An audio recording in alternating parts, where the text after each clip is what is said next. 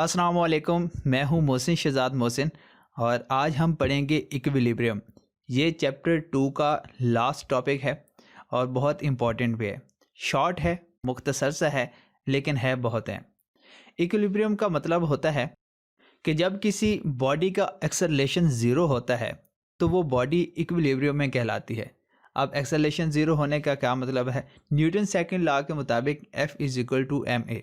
यहाँ a acceleration है और ये ज़ीरो जब होगा तब जो चेंज इन वेलोसिटी है वो ज़ीरो होगी।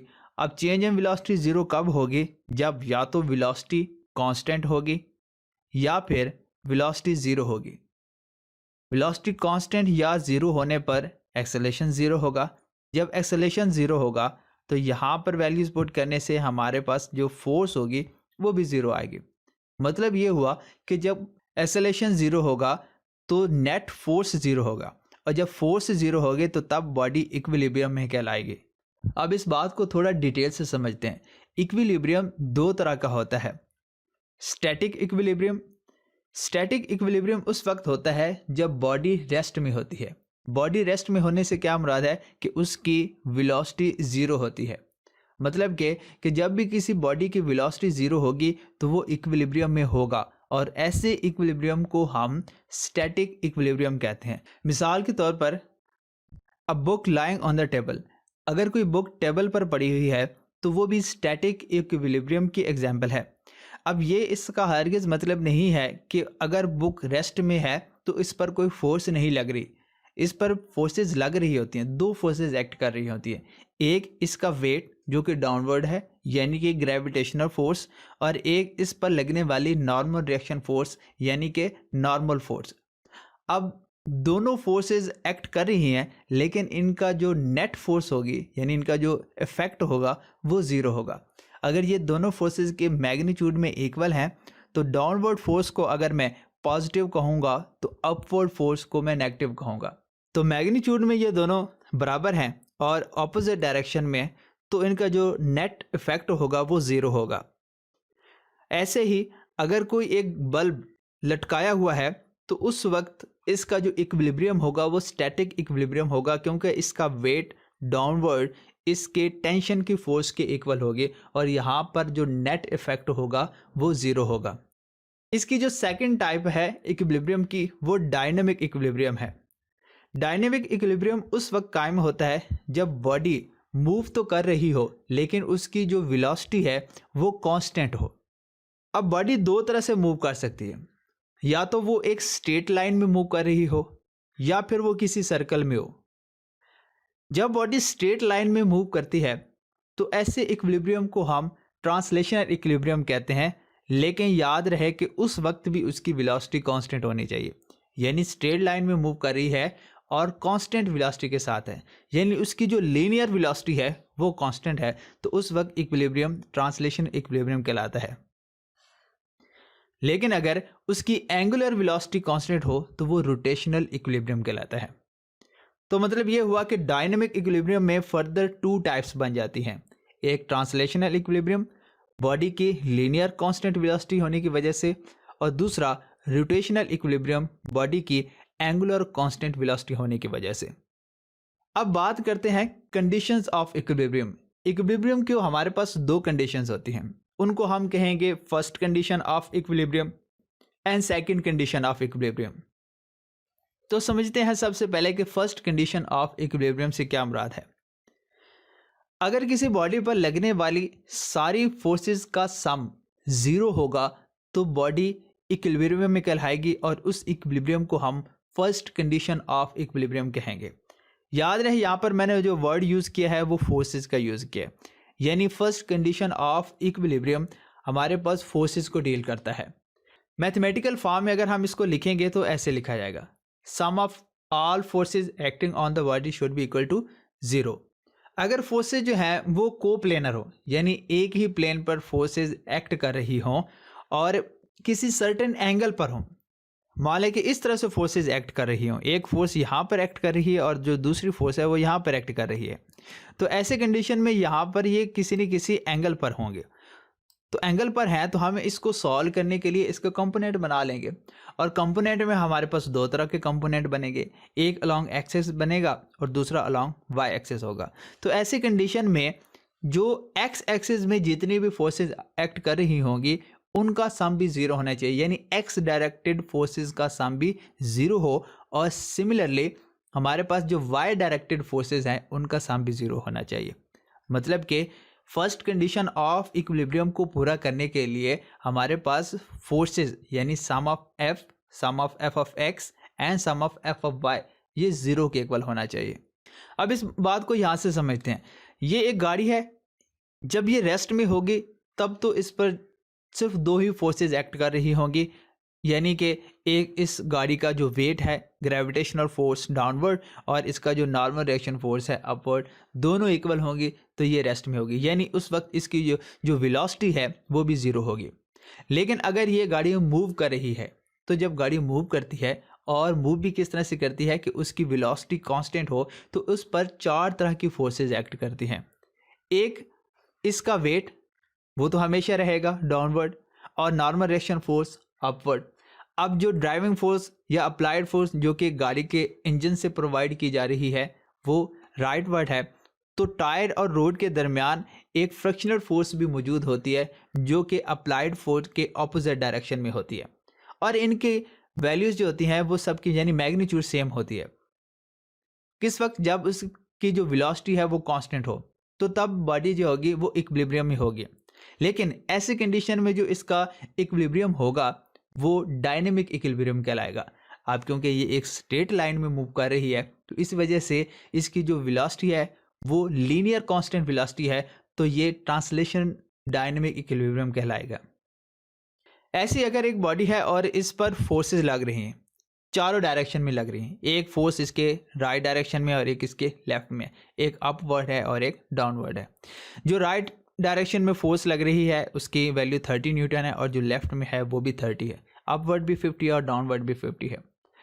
लेकिन ये बॉडी रेस्ट में है, फोर्सेस इसके ऊपर चार लग रही हैं और बॉडी फिर भी रेस्ट में है, यानी कि इसके ऊपर जो नेट फोर्स है वो ज़ीरो है।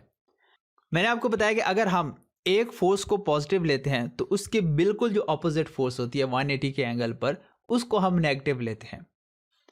यहाँ पर एफ ऑफ एक्स यानी एक्स एक्सिस पे लगने वाली दो फोर्सेस हैं जो कि 30 न्यूटन की है, और अगर मैं राइट वर्ड फोर्स को पॉजिटिव ले रहा हूँ तो लेफ्ट वर्ड फोर्स को नेगेटिव लूँगा, तो वो 30 - 30 इज इक्वल टू 0, मतलब कि along x axis x directed forces का सम 0 है। ऐसे ही वाई डायरेक्टेड फोर्सेस की बात करूं, अगर अपवर्ड फोर्स पॉजिटिव है तो डाउनवर्ड फोर्स को मैं नेगेटिव लूंगा, तो 50 - 50 इज इक्वल टू 0, तो बॉडी इस वक्त इक्विलिब्रियम में कहलाएगी क्योंकि इसके ऊपर नेट फोर्सेस का जो इफेक्ट है वो 0 है। ऐसे अगर हम इस बॉडी की बात करें तो इसके ऊपर भी चार फोर्सेस लग रही हैं जिनकी ऑपोजिट डायरेक्शन में लगने वाली फोर्सेस की मैग्नीट्यूड सेम है, तो उनका इफेक्ट भी ज़ीरो होगा। जैसे यहाँ एफ ऑफ वाई की मैं बात करूँ तो यहाँ पर 50 न्यूटन, एक पॉजिटिव है एक नेगेटिव है, क्योंकि ऑपोजिट डायरेक्शन में है तो इनका इफेक्ट भी ज़ीरो होगा, और इसी तरह से एफ ऑफ एक्स में भी ज़ीरो होगा। तो बॉडी हमारे पास क्या होगी? रेस्ट में कहलाएगी। तो ये होती है हमारे पास फर्स्ट कंडीशन ऑफ इक्विलिब्रियम, जब बॉडी पर लगने वाली सारी फोर्सेस का सम जो होता है वो 0 होता है। अब बात करते हैं सेकंड कंडीशन ऑफ इक्विलिब्रियम की। सेकंड कंडीशन ऑफ इक्विलिब्रियम का मतलब होता है कि जब किसी बॉडी पर लगने वाला टॉर्क 0 होगा तो उसको हम सेकंड कंडीशन ऑफ इक्विलिब्रियम कहेंगे। या हम कह रहे हैं कि sum of all torquing acting on the body about an axis must be null vector और 0। नल वेक्टर ये हम पढ़ चुके हैं कि जब वेक्टर का हम सम करते हैं तो उसका जो आंसर आता है 0 आता है, तो उसको हम 0 नहीं नल वेक्टर कहते हैं, क्योंकि टॉर्क एक वेक्टर है। तो आप इसको 0 भी कह सकते हैं और नल वेक्टर भी कह सकते हैं, क्योंकि 0 उसकी मैग्नीट्यूड होगी।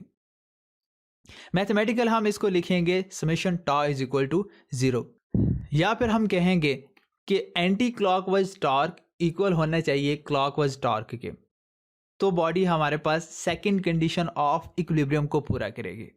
अब हमें इसकी ज़रूरत क्यों पेश आई कि हमने सेकंड कंडीशन ऑफ इक्विलिब्रियम क्यों बनाई? इसको समझते हैं इस डायग्राम से। यहाँ पर इस बॉडी पर दो फोर्सेस लग रही है, एक यहाँ राइट वर्ड है F1 और दूसरी लेफ्ट डायरेक्शन में है F2। दोनों की मैग्नीट्यूड सेम है। अगर हम यहाँ पर फोर्स लगाएंगे तो क्या इस बॉडी के अंदर किसी किस्म का कोई मूवमेंट आएगा? बिल्कुल नहीं आएगा, क्योंकि बिल्कुल ऑपोजिट डायरेक्शन में इनके मैग्नीट्यूड जो है वो भी सेम है। तो ये बॉडी रेस्ट में रहेगी, मतलब कि ये इक्विलिब्रियम की फर्स्ट कंडीशन को पूरा कर रहे हैं। दो फोर्सेस लग रही हैं, मैग्नीट्यूड सेम है, ये फोर्स पॉजिटिव है तो ये फोर्स नेगेटिव होगी, तो सेम मैग्नीट्यूड है, प्लस माइनस से वो जीरो हो जाएगा। तो इक्विलिब्रियम की पहली कंडीशन पूरी होती है। लेकिन अगर यही फोर्सेस जो कि पहले दरमियान में लग रही थी, इनकी हम पोजीशन को चेंज कर दें, एक फोर्स को हम यहाँ पर अप्लाई करें इस पॉइंट पर और दूसरी फोर्स को यहाँ पे अप्लाई करें, हालांकि वही फोर्सेस हैं, वही मैग्नीट्यूड है और इक्वल मैग्नीट्यूड है। जब हम इस सूरत में फोर्स अप्लाई करेंगे तो क्या ये रेस्ट में रहेगी? हरगिज़ नहीं, बल्कि इसके अंदर रोटेशन पैदा हो जाएगा। इक्विलिब्रियम की पहली कंडीशन तो पूरी हो रही है, लेकिन इसके बावजूद भी बॉडी इक्विलिब्रियम में नहीं है। तो इसका मतलब ये हुआ कि हमें एक दूसरी कंडीशन की ज़रूरत है, जिसके अंदर किसी बॉडी में अगर टॉर्क पैदा हो रहा है तो वो टॉर्क भी ज़ीरो होना चाहिए। तो इस वजह से हमने कहा कि जो एंटी क्लॉकवाइज टॉर्क होगा वो क्लॉकवाइज टॉर्क के इक्वल होना चाहिए। तो इसको समझते हैं हम यहाँ से। एक सीसा के एग्जांपल लेते हैं। यहाँ ये दरम्यान में वेज है और हम इसको पिवट पॉइंट कहेंगे और इसके दोनों तरफ से यहाँ बच्चे बैठते हैं, यानी यहाँ पर जब ये बैठेंगे तो उनका वेट की वजह से जो ग्रेविटेशनल फोर्स होगी वो line of action of force है, ये उसका एक्सिस ऑफ रोटेशन है और इन दोनों के दरमियान जो डिस्टेंस होगा वो इसका मोमेंट आर्म होगा। अगर हम यहाँ से राइट साइड पे देखें तो इस वक्त जो इसका वेट है W2 और ये इसका जो मोमेंट आर है R2, इस वजह से यहाँ पर टॉर्क प्रोड्यूस होगा।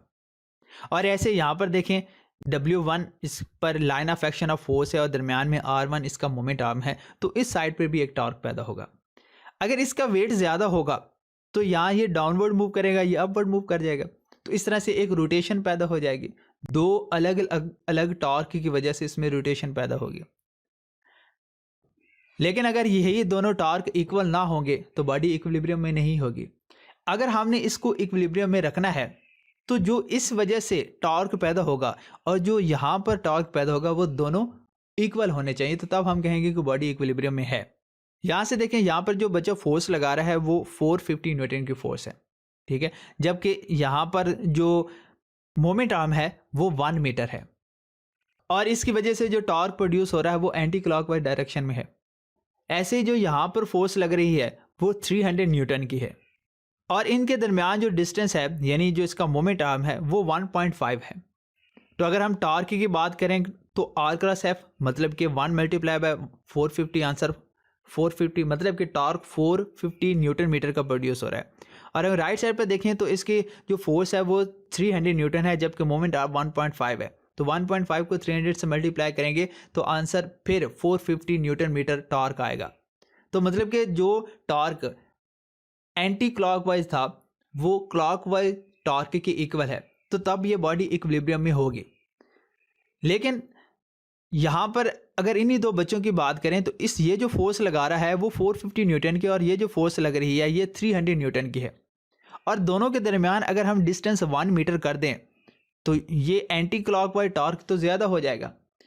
हमें पता है कि मोमेंट आर्म जितना कम होता है हमें फोर्स ज़्यादा लगानी पड़ती है, तो इसकी फोर्स ज़्यादा है, तो इसका मतलब ये हुआ कि इसकी निस्बत इसका मोमेंट आर्म कम होना चाहिए, तभी ये इक्वल रह सकते हैं। और यही वजह है कि यहाँ पर मोमेंट आर्म 1.5 है और इधर 1 मीटर है। तो बॉडी इस वक्त क्या होगी? इक्विलिब्रियम में होगी। और ये होती है सेकंड कंडीशन ऑफ इक्विलिब्रियम, जिसके अंदर जो टॉर्क है वो क्लॉकवाइज डायरेक्शन और एंटी क्लॉकवाइज डायरेक्शन में इक्वल होना चाहिए। तो यहाँ पर ये टॉपिक कंप्लीट होता है और ये चैप्टर भी कंप्लीट हो जाता है।